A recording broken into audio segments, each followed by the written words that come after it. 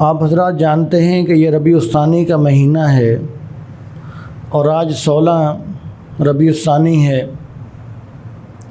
اور اس مہینے کے اندر آپ صلی اللہ علیہ وسلم کا ہجرت کا سفر مکمل ہوا۔ ربیع الاول میں ہجرت شروع فرمائی اور ربیع الثانی میں ہجرت کا سفر مکمل ہوا۔ تو اس نسبت سے ہجرت کے متعلق چند باتوں کا آج تذکرہ کرتے ہیں۔ آپ صلی اللہ علیہ وسلم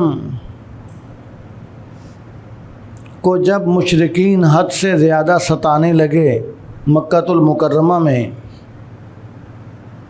تو اللہ تبارک و تعالیٰ نے چاہا کہ نبی کریم صلی اللہ علیہ وسلم عارضی طور پر یہ وطن چھوڑ کر ہجرت کر جائیں، اس لیے کہ پھر دوبارہ فتح مکہ ہوگا تو آپ صلی اللہ علیہ وسلم فاتح بن کر مکہ المکرمہ میں آئیں گے۔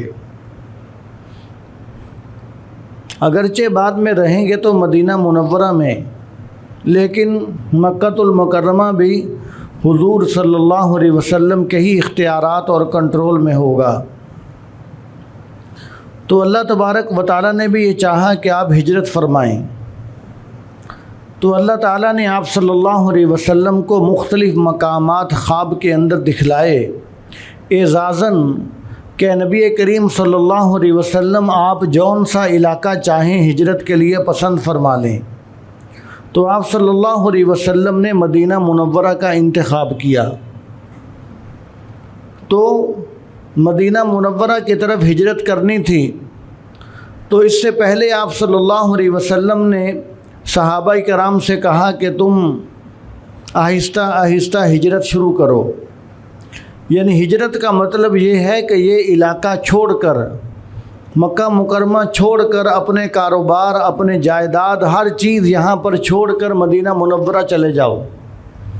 تو یہ نام لینا آسان ہے، یہ بہت بڑی قربانی ہے کہ جو ہجرت کرنے والے صحابہ کرام نے دی، اس لیے کہ ایک علاقے میں آدمی کا گھر ہو، آدمی کا کاروبار ہو، آدمی کے تعلقات ہوں، آدمی کی رشتہ داریاں ہوں، اور سب کچھ ہو، اور ایک دم سب کچھ چھوڑ کر تنے تنہا چھپ کر، تاکہ کسی کو پتہ بھی نہ چلے کہ میں ہجرت کر کے جا رہا ہوں، تو چھپ کر وہ علاقہ چھوڑ کر اچانک چلے جانا، تو یہ بہت بڑا مشکل مرحلہ ہوتا ہے۔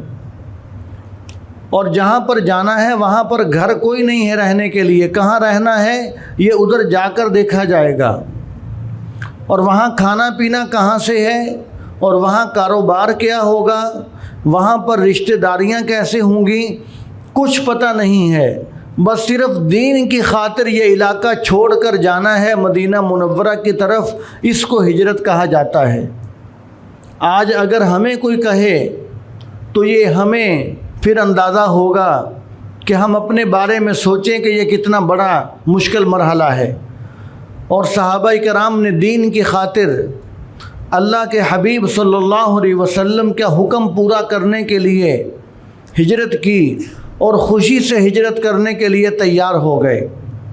یہاں تک کہ صحابہ کرام کو مارا بھی جاتا، اور ہر چیز چھینی بھی جاتی، اور ظلم و تشدد بھی کیا جاتا، اس کے باوجود صحابہ کہتے کہ ہر چیز ہم سے چھین لو، جو چھین سکتے ہو چھین لو، ہم پر جتنا ظلم ڈھا سکتے ہو تم ڈھا لو، لیکن ہمیں مدینہ منورہ جانے دو، اس لیے کہ اللہ اور اس کے حبیب صلی اللہ علیہ وسلم کا حکم ہے کہ ہم نے یہ علاقہ چھوڑ کر وہاں جانا ہے۔ اور اس طرح کے متعدد واقعات ایسے ہیں کہ حضرت ام سلمہ رضی اللہ تعالی عنہا، جو بعد میں آپ صلی اللہ علیہ وسلم کے نکاح کے اندر بھی آئیں، ان کے بارے میں آتا ہے کہ جب وہ ہجرت کرنے لگیں اور ان کے خاوند حضرت ابو سلمہ رضی اللہ تعالیٰ عنہ یہ جب میاں بیوی ہجرت کرنے لگے، تو حضرت ام سلمہ کی گود میں بچہ بھی تھا، تو جب یہ ہجرت کر کے جانے لگے تو ابو سلمہ جب جانے لگے تو ام سلمہ کے رشتہ دار آ گئے، انہوں نے آ کر ان کی بیوی کو ان سے قید کر لیا، زبردستی چھین لیا، اور کہنے لگے کہ یہ ہمارے خاندان کی عورت ہے، یہ آپ کے ساتھ ہجرت کر کے نہیں جا سکتی۔ اور پھر جب یہ منظر ہوا، یہ واقعہ ہوا، تو پھر ابو سلمہ کے رشتہ دار آئے، انہوں نے آ کر حضرت ام سلمہ کی گود سے بچہ بھی چھین لیا اور کہنے لگے کہ یہ بچہ ہمارے خاندان کا بچہ ہے، یہ بچہ بھی تمہیں نہیں ملے گا، یہ بھی ہجرت کر کے نہیں جا سکتا۔ بچہ بھی رکھ لیا اور ان کی بیوی کو بھی رکھ لیا، بچے کی ماں کو بھی، اور پھر ان کے درمیان جدائی بھی کروا دی۔ لیکن اس کے باوجود حضرت ام سلمہ کا یہ حالت تھی کہ 1 سال انہوں نے اس طرح گزارا کہ صبح سے لے کر رات تک روتی رہتی اپنے بچے کے غم کے اندر اور اس فکر کے اندر کہ میں کیسے ہجرت کر کے مدینہ منورہ اپنے خامن کے پاس چلی جاؤں تاکہ اللہ اور اس کے حبیب صلی اللہ علیہ وسلم کا حکم پورا ہو جائے۔ تو ہر وقت انہیں یہی فکر لگی رہتی تھی۔ تو اب 1 سال کے بعد ان کے قبیلے والوں نے اجازت دی حضرت ام سلمہ کو۔ ان کی حالت دیکھ کر ان کو ترس آیا کہ یہ پورا سال ہو گیا اس نے رو رو کر گزارا ہے۔ 1 سال کے بعد انہوں نے اجازت دی کہ اب تم ہجرت کر کے جا سکتے ہو۔ تو ہجرت کر کے حضرت ام سلمہ 1 سال کے بعد اپنے بچے کو لے کر مدینہ منورہ کی طرف روانہ ہوئیں اور وہاں پر جا کر اپنے خاوند کے ساتھ ملیں جو کہ قباء کے مقام پر ٹھہرے ہوئے تھے۔ تو اس طرح کی قربانیاں صحابہ کرام نے اس مہینے کے اندر اور ہجرت کے موقع کے اندر دی ہیں۔ اور حضرت عیاش رضی اللہ تعالی عنہ کے بارے میں آتا ہے کہ وہ ہجرت کر کے مدینہ منورہ پہنچے اور ابو جہل اور ایک اور ظالم یہ دونوں ادھر گئے اور انہیں ورغلا کر لے کر آئے، انہیں ورغلا کر لا کر ان کو باندھ دیا اور ان کو بھی قید کر لیا تاکہ یہ بھی ہجرت نہ کر سکیں جو ہجرت کر چکے ہیں، تاکہ یہ بھی واپس آ جائیں۔ تو جب صحابہ کرام کافی تعداد میں ہجرت کر کے مدینہ منورہ پہنچ گئے تو اب آپ صلی اللہ علیہ وسلم کو بھی اللہ تعالیٰ نے مدینہ منورہ بھیجنا تھا۔ تو اب دار الندوہ کے اندر قریش مکہ، مشرکین مکہ، یہ سارے مکہ المکرمہ کے جو سردار کافروں کے تھے وہ سارے سردار جمع ہوئے اور انہوں نے آپس کے اندر مشورہ کیا کہ یہ تو آہستہ آہستہ سارے وہاں پہنچ جائیں گے اور ان کا پیغمبر بھی وہاں پہنچ جائے گا، یہ تو مدینہ منورہ میں جا کر پھر مضبوط جماعت بن جائے گی، لہٰذا ہمیں اس کا کوئی حل کرنا چاہیے۔ تو اب انہوں نے جب یہ مشورہ کیا تو اس مشورے کے اندر شیطان ابلیس بھی انسانی شکل کے اندر شامل ہوا اور انہوں نے پہلے یہ مشورہ ہوا کہ ان کو جلا وطن کر دیا جائے، ان کو کسی اور جگہ پر بھیج دیا جائے، اپنے ملک سے، اپنے علاقے سے نکال دیا جائے۔ تو پھر جب یہ مشورہ آیا تو شیطان ابلیس جو انسانی شکل میں موجود تھا وہ بھی اور دوسرے بھی وہ کہنے لگے کہ یہ تمہارا مشورہ اچھا نہیں ہے۔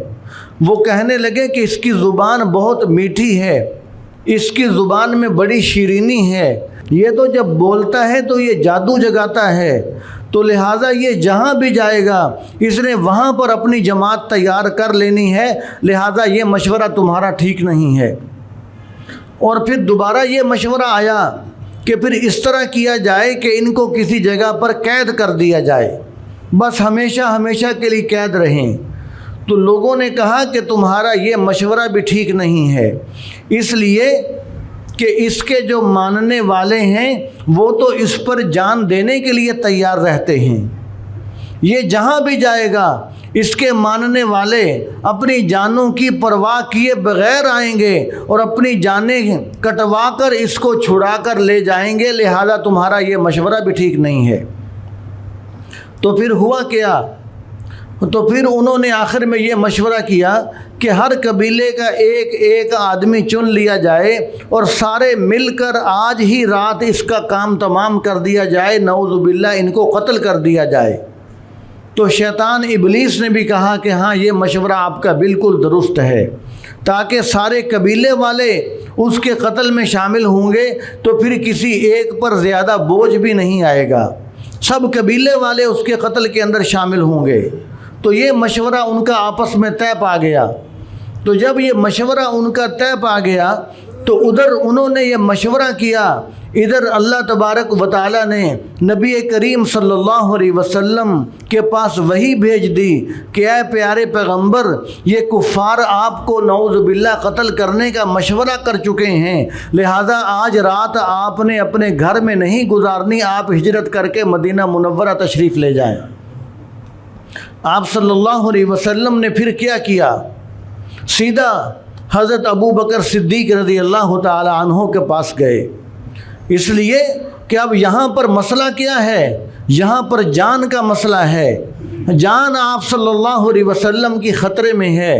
تو جب آدمی کی جان کو خطرہ ہو تو آدمی اسی کے پاس جاتا ہے جس پر آدمی کو سب سے زیادہ اعتماد ہوتا ہے، جس پر سب سے زیادہ اعتماد ہوتا ہے آدمی اسی کے پاس جاتا ہے کہ جب جان کا بھی خطرہ ہو۔ تو چونکہ وہ قتل کا مشورہ کر چکے تھے، اللہ تبارک و تعالیٰ نے وحی کے ذریعے بتلا دیا آپ صلی اللہ علیہ وسلم کو، تو آپ صلی اللہ علیہ وسلم پھر صدیق اکبر رضی اللہ تعالیٰ عنہ کے گھر تشریف لائے۔ تو آج اگر کوئی کہے صدیق اکبر رضی اللہ تعالیٰ عنہ کے بارے میں کہ ہمیں ان کا ایمان قبول نہیں ہے، ہم ان کو مومن نہیں مانتے، تو ایسا کہنے والا خود مومن نہیں ہوگا، اس لیے کہ حضرت ابو بکر صدیق رضی اللہ تعالی عنہ اگر مومن نہیں ہے تو اس دھرتی میں کوئی مومن پھر ہے ہی نہیں۔ جب آپ صلی اللہ علیہ وسلم کی جان کو خطرہ تھا، جب کافر آپ کی قتل کا مشورہ کر چکے تھے، تو آپ صلی اللہ علیہ وسلم حضرت ابو بکر صدیق رضی اللہ تعالی عنہ کے گھر جا رہے ہیں، اور جا کر بتلایا کہ ابو بکر، اللہ تبارک و تعالیٰ نے مجھے ہجرت کا حکم دے دیا ہے، میں مکہ المکرمہ چھوڑ کر ہجرت کر کے مدینہ منورہ جا رہا ہوں۔ حضرت ابو بکر صدیق رضی اللہ تعالیٰ عنہ نے فوراً پوچھا کہ یا رسول اللہ، مجھے یہ بتلائیے کہ میں آپ کا ساتھی اس سفر میں بنوں گا کہ نہیں بنوں گا؟ آپ مجھے ساتھ لے کر جائیں گے کہ نہیں لے کے جائیں گے؟ حضور نے فرمایا کہ میں آیا ہی اسی لیے ہوں، آپ کو اپنا ساتھی بنانے کے لیے کہ تم اس سفر کے اندر میرے ساتھی ہو جاؤ گے اور ہم اکٹھے یہ ہجرت کا سفر کریں گے۔ جب حضرت ابو بکر صدیق رضی اللہ تعالیٰ عنہ نے یہ بات سنی، آنکھوں سے آنسو جاری ہو گئے اور خوشی سے رونا شروع کر دیا۔ حضرت عائشہ صدیقہ رضی اللہ تعالیٰ عنہ فرماتی ہیں کہ جب میں نے اپنے ابا کو خوشی کی وجہ سے روتے ہوئے دیکھا، پھر مجھے پتہ چلا کہ کوئی خوشی کی وجہ سے بھی روتا ہے، کہ کبھی خوشی کی وجہ سے بھی آنکھوں سے آنسو آ جاتے ہیں۔ فرمایا کہ پہلے میں یہی سمجھتی رہی کہ شاید غم کی وجہ سے ہی رویا جاتا ہے۔ حضرت ابو بکر صدیق رضی اللہ تعالیٰ عنہ خوش ہو گئے کہ واہ میرے مقدر کہ دو جہانوں کا سردار ہجرت کر رہا ہے اور اس کا رفیق سفر میں بن گیا ہوں۔ تو آپ صلی اللہ علیہ وسلم کو حضرت ابو بکر صدیق رضی اللہ تعالیٰ عنہ پر اعتماد تھا، ان کے ایمان پر یقین تھا، اسی لیے آپ صلی اللہ علیہ وسلم صدیق اکبر رضی اللہ تعالیٰ عنہ کے پاس آئے، اور پھر یہ مشورہ ہو گیا کہ آج رات کو ہم نے جانا ہے۔ تو پھر آپ صلی اللہ علیہ وسلم نے کیا پھر اپنے بستر پر حضرت علی رضی اللہ تعالیٰ عنہ کو لٹایا، اور آپ نے لوگوں کی امانتیں حضرت علی رضی اللہ تعالیٰ عنہ کے سپرد فرمائیں۔ فرمایا کہ علی، یہ جتنے لوگ باہر کھڑے ہیں جو مجھے قتل کرنے کے لیے آئے ہیں، جو میری قتل کی نیت سے آئے کھڑے ہیں، انہی لوگوں کی امانتیں یہ میرے پاس رکھی ہوئی ہیں، لہٰذا میں یہ نہیں چاہتا کہ ایسے حالات میں بھی میں ان کی امانت کے اندر خیانت کروں اور مجھ نبوت پر کل کوئی انگلی اٹھائے کہ جب اس کی جان کو بنی اور جب ہم نے اس پر قاتلانہ حملہ کیا تو اس وقت اس نے ہماری امانت میں خیانت کی تھی، اس وقت یہ پیغمبر امین نہیں رہا تھا۔ آپ صلی اللہ علیہ وسلم نے فرمایا کہ یہ نہیں ہو سکتا، اس لیے کہ میں پیغمبر ہوں، میں معصوم ہوں، میں تمام گناہوں سے پاک ہوں، میں دنیا کی محبت سے پاک ہوں۔ یہ ہو ہی نہیں سکتا کہ دنیا کی محبت، دنیا کے مال و دولت کی لالچ اور بددیانتی کا داغ میرے دامن پہ لگ جائے۔ فرمایا کہ یہ نہیں ہو سکتا۔ इसलिए कि मैं पैगंबर ही नहीं पैगंबरों का भी सरदार हूँ, रसूल ही नहीं रसूलों का भी सरदार हूँ, नबी ही नहीं सारे नबियों का भी मैं सरदार हूँ। मुझे अल्लाह ताला ने सरदार बनाकर भेजा है। तो आप सल्लल्लाहु अलैहि वसल्लम ने हज़रत अली को बुलाया और उनके सुपुर्द अमानतें फरमाईं। तो हमें आप सल्लल्लाहु अलैहि वसल्लम की मुबारक हयात से, हयात तय्यबा से हमें कदम कदम पर सबक मिलता है। अब यहाँ पर देखें कि हमें ये सबक मिलता है कि अगर हमारे पास कोई अमानत रखवाता है, कोई अमानतदारी वाला मामला करता है, तो हमारा हक बनता है कि हम जिस पैगंबर के उम्मती हैं, जिस पैगंबर के कलिमा पढ़ने वाले हैं, उनको तो जान का ख़तरा था, उन्होंने कातिलों की, जालिमों की, हमला आवरों की अमानत के अंदर भी ख़यानत नहीं की, तो हमारा भी हक बनता है कि हम भी किसी की अमानत में ख़यानत ना किया करें। और अमानत में ख़यानत करना इसका जो मफ़हूम बहुत वसी मफ़हूम है। अमानत का ताल्लुक़ सिर्फ माल दौलत के साथ नहीं है, और भी बहुत चीज़ों के साथ ताल्लुक़ है अमानत का। और आज अगर हमें अल्लाह ताला ने इख्तियार दिया और वालिदैन दुनिया से चले गए, कोई दुनिया से चले गया, तो कोई वरासत का मामला है, तो अब भाई जिसके पास इख्तियारात हैं, कंट्रोल है, उसकी ज़िम्मेदारी है कि वो सारा वरासत का माल मुफ्तियाने किराम से, उलमा से पूछ कर सही तरीके से तक़सीम करे। ये भी अमानतदारी है। अमानत का ताल्लुक़ इसके साथ भी है। तो लिहाजा आप सल्लल्लाहु अलैहि वसल्लम ने जब हिजरत का सफ़र फरमाना था तो अपनी अमानतें हज़रत अली के सुपुर्द फरमाईं। फरमाया कि अली इनको अमानतें वापस कर देना, इसलिए कि इनकी अमानतें मेरे पास हैं। और फिर दूसरी बात ये फरमाया कि इनकी अमानतें इनको वापस करके आ जाना मकाम कुबा पर, और मकाम कुबा पर मैं तेरा इंतज़ार करूँगा। अब सहाबा किराम का ईमान देखिए कि हज़रत अली रज़ी अल्लाह तआला अन्हु फरमाते हैं कि पहले जब मैं रात को सोता था तो मुझे कोई उम्मीद नहीं होती थी कि मैंने सुबह उठना भी है कि नहीं उठना, लेकिन जब हुजूर सल्लल्लाहु अलैहि वसल्लम ने यह फरमा दिया कि अली लोगों की अमानतें वापस करके मकाम कुबा पर आ जाना, वहाँ मैं तेरा इंतज़ार करूँगा, तो मैं बेफ़िक्र होकर सोता था। मुझे ये यकीन होता था कि मेरी इतनी ज़िंदगी तो ज़रूर है कि मैं मकाम कुबा पर पहुँचकर हुजूर का दीदार करूँगा। इसलिए कि आप सल्लल्लाहु अलैहि वसल्लम ने वहाँ पर मुलाकात का मुझसे वादा फरमाया है। सहाबा किराम का आप सल्लल्लाहु अलैहि वसल्लम के इरशादात पर इतना ईमान हुआ करता था। आज हम देखें कि आप सल्लल्लाहु अलैहि वसल्लम के कितने फ़रामीन ऐसे हैं कि जो ज़िंदगी में कदम कदम पर हमारी रहनुमाई कर रहे होते हैं, लेकिन हम आपके फ़रामीन से रहनुमाई नहीं ले रहे होते। ईमान की कमज़ोरी की वजह से, यकीन की कमज़ोरी की वजह से हम उनसे रहनुमाई नहीं ले रहे होते। हम ये समझ रहे होते हैं कि जी हमारी अकल में तो ये बात नहीं आ रही, हमारी समझ में तो ये बात नहीं आ रही। हम मुसलमान हैं, हमें यही समझना चाहिए कि हमारी अकल और समझ में बात आए या ना आए, जो हुजूर सल्लल्लाहु अलैहि वसल्लम ने फरमा दिया बस वही हकीकत है, वही असल है। तो इसलिए आपकी मुबारक ज़िंदगी से कदम कदम से हमें रहनुमाई मिलती है। और आप सल्लल्लाहु अलैहि वसल्लम ने अबू बकर सिद्दीक़ से कहा कि आप मेरे हिजरत के साथी हो। और आप सल्लल्लाहु अलैहि वसल्लम घर में तशरीफ़ फरमा हैं और बाहर मुशरिकीन ने, काफिरों ने घेरा डाला हुआ है। काफिर घर के अंदर नहीं आ रहे। अब हालांकि कत्ल करना चाहते हैं, वो चाहते तो घर के अंदर भी आ सकते थे, वो घर के अंदर क्यों नहीं आ रहे। सीरत निगारों ने सीरत की किताब के अंदर बहुत प्यारा सवाल जवाब लिखा। फरमाया कि वो काफिर घर के अंदर इसलिए नहीं आए कि अरब का रवाज था कि वो बग़ैर इजाज़त किसी के घर के अंदर नहीं जाया करते थे। वो इजाज़त लेकर घर जाते थे, किसी की दीवार नहीं फलांगते थे, किसी का दरवाज़ा नहीं तोड़ते थे। वो इस मामले के अंदर हया किया करते थे, वो इस मामले के अंदर शर्म किया करते थे।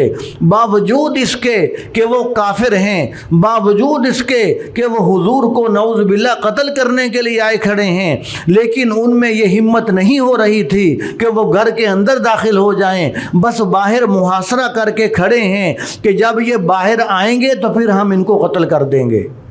बाहर खड़े होकर इंतज़ार कर रहे हैं। और आप सल्लल्लाहु अलैहि वसल्लम जब बाहर निकले तो मिट्टी हाथ के अंदर ली और सूरत यासीन की इब्तदाई आयात पढ़कर मिट्टी के ऊपर फूंकी और इस तरह मिट्टी फेंकी। अल्लाह तबारक व तआला ने अपनी कुदरत से उस मिट्टी को काफिरों की आंखों के अंदर डाल दिया और काफिर अपनी आंखें मलते रह गए। उनको पता ही ना चला कि आप सल्लल्लाहु अलैहि वसल्लम उनके दरमियान से निकल कर तशरीफ़ ले गए। और काफिर यही समझते रहे कि अंदर बिस्तर पर आराम फरमाए हैं। सुबह पता चला कि जिस बिस्तर पर हम जिसका इंतज़ार करते रहे वो तो हज़रत अली रज़ी अल्लाह तआला अन्हु हैं। हुज़ूर सल्लल्लाहु अलैहि वसल्लम तो रात को तशरीफ़ ले जा चुके हैं और आप सल्लल्लाहु अलैहि वसल्लम जा रहे हैं हिजरत के सफ़र के अंदर। हज़रत अबू बकर सिद्दीक़ रज़ी अल्लाह तआला अन्हु यारे गार आपके साथ है, आपका मुहाफिज आपके साथ है। कभी हज़रत अबू बकर सिद्दीक़ हुजूर के आगे चलते हैं, कभी पीछे चलते हैं, कभी दाएं आते हैं, कभी बाएं आते हैं। आप सल्लल्लाहु अलैहि वसल्लम ने पूछा कि अबू बकर इसमें क्या हिकमत है, एक तरफ चलते रहो तो क्या होगा। हज़रत अबू बकर सिद्दीक़ रज़ी अल्लाह तआला अन्हु ने फरमाया कि या रसूल अल्लाह, जब मुझे ख़तरा महसूस होता है कि काफिर कोई सामने से ना आ जाए, मैं फ़ौरन सामने आ जाता हूँ। जब मुझे ख़तरा महसूस होता है कि कोई पीछे से हमला कर देगा, मैं फ़ौरन पीछे आ जाता हूँ। मुझे दाएं बाएं ख़तरा महसूस होता है तो मैं वहाँ उस तरफ हो जाता हूँ। हज़रत अबू बकर सिद्दीक़ रज़ी अल्लाह तआला अन्हु ने बतला दिया कि या रसूल अल्लाह, जब काबे के अंदर ये लोग आपको मार रहे थे उस वक़्त आपको बचाने वाला और ख़ुद को पेश करने वाला वो भी अबू बकर सिद्दीक़ था। और आज भी हिजरत के सफ़र के अंदर भी आपको बचाने वाला और ख़ुद को पेश करने वाला अबू बकर सिद्दीक़ है। और गार के अंदर भी सुराख के ऊपर सांप के सुराख पर एड़ी रखकर आपको बचाने वाला, ख़ुद को पेश करने वाला अबू बकर सिद्दीक़ है। और आपके दुनिया से जाने के बाद भी आपकी ख़त्म नबुव्वत पर जो पहरा देगा वो भी अबू बकर सिद्दीक़ रज़ी अल्लाह तआला अन्हु ही होगा। हज़रत अबू बकर सिद्दीक़ रज़ी अल्लाह तआला अन्हु हुजूर के मुहाफिज थे। हुजूर जानते थे कि सारे सहाबा में से मेरा सबसे बड़ा मुहाफिज ये है। इसीलिए हुजूर सल्लल्लाहु अलैहि वसल्लम हिजरत के सफ़र में हज़रत अबू बकर सिद्दीक़ के घर गए और फरमाया कि आपने मेरे साथ जाना है, इसलिए कि मुझे सबसे ज़्यादा एतमाद आप पर है। और आप सल्लल्लाहु अलैहि वसल्लम की ख़त्म नबुव्वत के मसले के अंदर भी आप सल्लल्लाहु अलैहि वसल्लम अल्लाह ताला के आखिरी पैगंबर हैं। जो हुजूर के बाद नबुव्वत का दावा करे वो कज़्ज़ाब है, वो दज्जाल है, वो झूठा है। हुजूर सल्लल्लाहु अलैहि वसल्लम की ज़िंदगी के अंदर मुसैलमा कज़्ज़ाब ने नबुव्वत का दावा किया।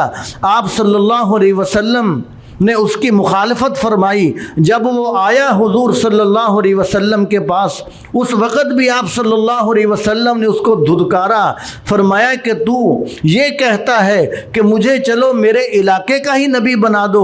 फरमाया कि ये जो हाथ में मेरे छड़ी है मैं तुझे नबुव्वत में से इतना हिस्सा भी नहीं दूंगा, इसलिए कि ये मेरा ही फ़ख्र है, ये मेरी ही इज़्ज़त है, ये मेरा ही एहतराम है। ये मकाम और मर्तबा अल्लाह तबारक व तआला ने सिर्फ़ और सिर्फ मुझे देकर भेजा है। और आप सल्लल्लाहु अलैहि वसल्लम के दुनिया से जाने के बाद हज़रत अबू बकर सिद्दीक़ रज़ी अल्लाह तआला अन्हु ने मुसैलमा कज़्ज़ाब के ख़िलाफ़ जिहाद किया और उसको जहन्नम वासिल किया गया। वो जहन्नम के अंदर पहुंचा तो वो तहरीक चलाने वाले भी हज़रत अबू बकर सिद्दीक़ रज़ी अल्लाह तआला अन्हु थे। तो बहरहाल अर्ज़ करने का मकसद ये कि सहाबा कराम ने आप सल्लल्लाहु अलैहि वसल्लम के कहने पर हिजरत फरमाई और हर किस्म की क़ुरबानियाँ दी और आप सल्लल्लाहु अलैहि वसल्लम से इश्क़ो मोहब्बत फरमाई। तो हमारा भी हक़ बनता है कि जब वो हुजूर के हुक्म पर अपना इलाका छोड़ रहे हैं, हिजरत के मौके पर अपना घर बार, अपना कारोबार, अपना हर चीज़ छोड़ रहे हैं, तो आज अगर हमें भी अपनी ख्वाहिशात اور آج اگر ہمیں بھی اپنی مرضیات اپنے تقاضے قربان کرنا پڑے تو آپ صلی اللہ علیہ وسلم کی خاطر، دین کی خاطر، اللہ تعالیٰ کی خاطر ہمیں بھی ہر قسم کی قربانی دینی چاہیے، اس لیے کہ دین کی خاطر قربانیاں دینا یہ انبیاء علیہ السلام کا کام ہے، یہ صحابہ کرام کا کام ہے۔ تو دعا ہے کہ اللہ تعالیٰ ہمیں عمل کے توفیق عطا فرمائے۔ واخر دعوانا الحمدللہ۔